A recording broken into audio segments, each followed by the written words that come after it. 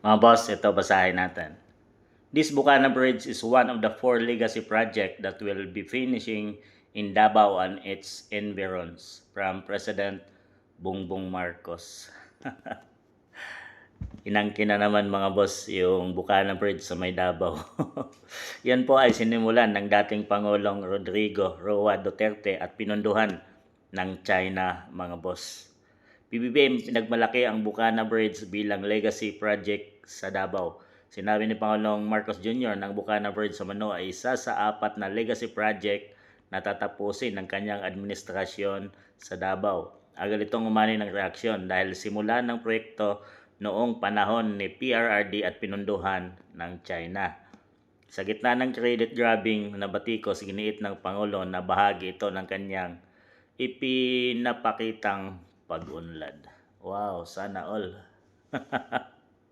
Maunlad. Billion projects po ito mga boss, no? Bukana Bridge dyan sa may Davao City. At talagang tinarget niya yung lugar ni FPRRD mga boss. At inangkin niya yung proyekto ni FPRD. Siya lang yung taga-opening mga boss. Pero nagsimula talaga yung dating Pangulo. Wag lang gumuho na naman to. Itong bridge na to. Kagaya nung nangyari doon sa Santa Maria Bridge. Na dumaan yung loaded na sakyan at gumuho siya mga boss. Dahil ganoon din nung nangyari, nag-opening sila doon. Inangkin niya na siya yung gumawa ng bridge. Tapos nung gumuho, sinisi na doon sa mga Duterte.